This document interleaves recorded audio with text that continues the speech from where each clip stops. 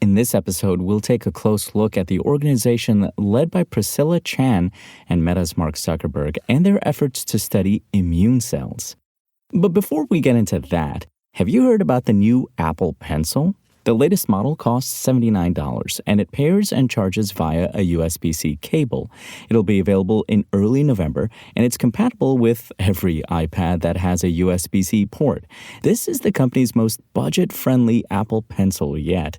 It's actually $20 less than the original model and $40 cheaper than the second-gen Apple Pencil. Apple says features of the new version include pixel-perfect accuracy, low latency, and tilt sensitivity. This is Apple's latest step in its transition away from the Lightning port, which was largely prompted by European Union rules. The company started embracing USB-C on iPads several years ago, while it ditched the Lightning port in all iPhone 15 models. The Chan-Zuckerberg Initiative is opening a research center in New York City dedicated to developing new techniques for early disease detection and treatment. CZ biohub NY, as it's being called, will work with Columbia, Rockefeller, and Yale universities to learn how immune cells detect and attack specific diseases and eventually use this insight to engineer cells that could do the job more precisely. The charitable organization headed by Priscilla Chan and Meta CEO Mark Zuckerberg has committed $250 million to the effort, according to STAT, alongside investments of $10 million each from the state of New York and New York City. In a blog post announcing CZ biohub NY, the Chan-Zuckerberg Initiative said it will start by focusing on cancers and other diseases that often go undetected until they've advanced to the point of being difficult or impossible to treat. That includes ovarian and pancreatic cancers, neurodegenerative diseases, including Parkinson's and Alzheimer's, as well as aging and autoimmunity, CZI says.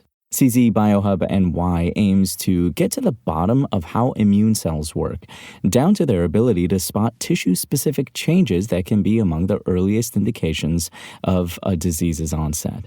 Then, its researchers hope to be able to create cells that can sniff out these abnormalities even earlier than they're currently able and be sent to the disease sites directly for more effective treatment. These bioengineered immune cells would scout, report, and repair damage to our cells before it leads to serious illnesses, said Chan. The New York hub is the latest in CZI's growing network of research institutions and joins 3 others that have been established in San Francisco, Chicago, and Redwood City. All have pledged to break ground on their respective scientific goals within a time frame of 10 to 15 years. Now, according to STAT, the New York biohub just needs to secure a site to work out of.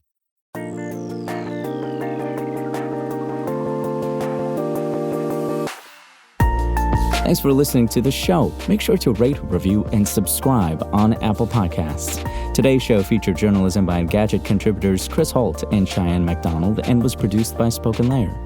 I'm Imran Sheikh, and we'll talk more tomorrow.